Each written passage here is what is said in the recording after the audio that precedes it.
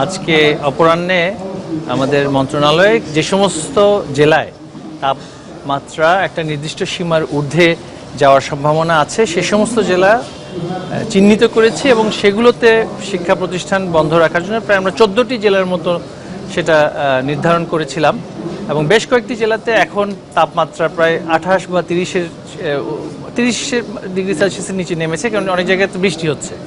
আমাদের যে অবস্থানটি ছিল সেটা হচ্ছে যে সমস্ত জেলায় তাপমাত্রা 30 বা 38 বা 40-এর ঘরে পৌঁছাচ্ছে না, সেই সমস্ত জেলায় তো আসলে শিক্ষা প্রতিষ্ঠান বন্ধ করে দিলে সেখানে শিক্ষার্থীরা ক্ষতিগ্রস্ত হবে। আর যে সমস্ত জেলায় তাপমাত্রা অনেক বেশি সেখানে বন্ধ থাকতে পারে। তো এই বিষয়টা নিয়ে আমরা ইতিমধ্যে একটা সিদ্ধান্ত দিয়েছি। তো এখন একটু আগে শুনতে পেয়েছি যে আদালত থেকে একটা এই বিষয়ে নির্দেশনা এসেছে। আমরা সেটা পর্যালোচনা করে সেটা যদি কপি আমাদের কাছে দেওয়া হয় তখন আমরা বলতে পারবো, কারণ এটা এখন পর্যন্ত সংবাদ মাধ্যমেই আছে।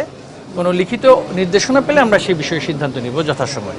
তো আমাদের অবস্থান হচ্ছে যেখানে বৃষ্টি হচ্ছে, যেই জেলায় তাপমাত্রা কম, সেখানে তো শিক্ষা প্রতিষ্ঠান বন্ধ করে দেওয়ার কোনো যুক্তি নেই। সেটা হচ্ছে আমাদের নির্বাহী একটি অবস্থান। নির্বাহী যেহেতু শিক্ষা মন্ত্রণালয় এবং সংবিধান অনুসারে শিক্ষা মন্ত্রণালয়ের হচ্ছে এখতিয়ার শিক্ষা প্রতিষ্ঠান কখন বন্ধ হবে এবং কিভাবে পরিচালিত হবে সেটা সংবিধানে রুলস অফ বিজনেসে এটা শিক্ষা মন্ত্রণালয়কে সেই এখতিয়ার দেওয়া হয়েছে। সেক্ষেত্রে আমাদের উচ্চ আদালত তাদের সেখানে একটা সুমোটো কিছু কিছু বিষয়ে অনেক সময় নির্দেশনা দেওয়া, আদেশ দেওয়ার সেটা এখতিয়ার আছে, সেটা সংবিধান স্বীকৃত।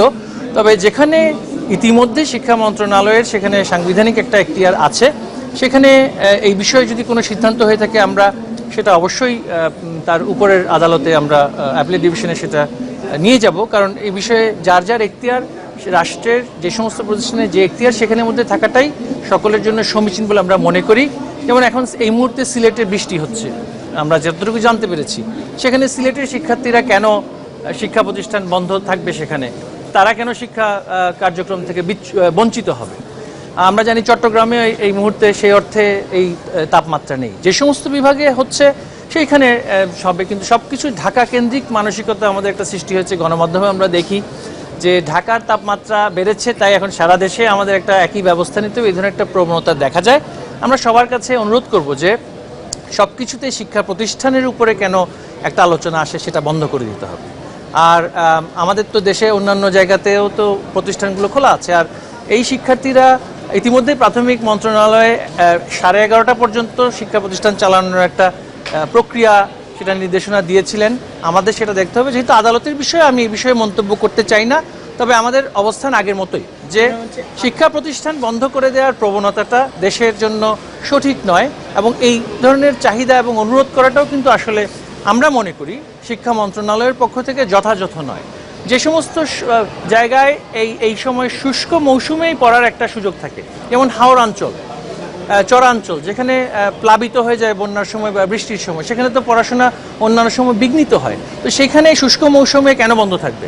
তাপমাত্রা বাড়লে সেটা আমরা আবহাওয়া অধিদপ্তরের সাথে কথা বলে সিদ্ধান্ত নিব, কিন্তু হঠাৎ করে কেউ সিদ্ধান্ত নির্বাহী বিভাগের উপরে চাপিয়ে দিতে পারে কিনা এই বিষয়টা নিয়ে আমরা আদালতে সেটা সুরাহা করার জন্য চেষ্টা করব। ছাত্রীরা ক্লাস কম পাবে, তো সেই ক্ষেত্রে আসলে তাদের পিছিয়ে পড়ার সংখ্যা তৈরি হচ্ছে কিনা? স্বাভাবিকভাবে যে সমস্ত জেলাতে নানান সময়ে বন্ধ থাকে, বন্যার সময় বন্ধ থাকে, আপনারা জানেন সেখানে তো একটা লার্নিং গ্যাপ হয়, এবং এই লার্নিং গ্যাপটা কাটিয়ে ওঠা অনেক কঠিন।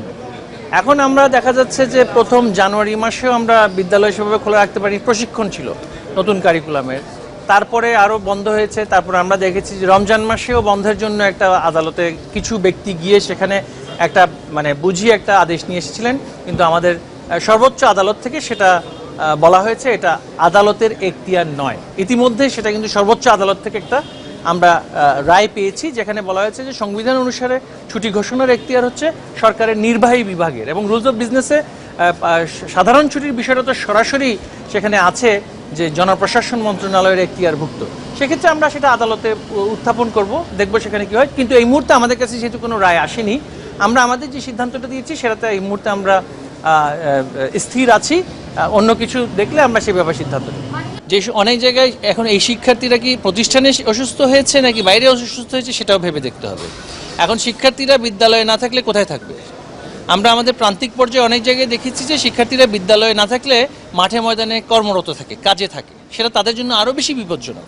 বিদ্যালয়ে যখন তারা থাকে তখন সেটা তাদের জন্য অতটুকু বিপজ্জনক নয় যতটুকু সে যখন ধান কাটায় যদি তার বা মাঠে ময়দানে কৃষিকাজে পিতা মাতাকে সহযোগিতা করায় ব্যস্ত থাকে, সেটা তাদের জন্য অনেক বেশি বিপজ্জনক। তো শিক্ষা প্রতিষ্ঠান খুব বিপজ্জনক, আর বাইরে ঘোরাফেরা করাটা খুবই নিরাপদ, এটা তো আসলে যুক্তিযুক্ত কথা হতে পারে না।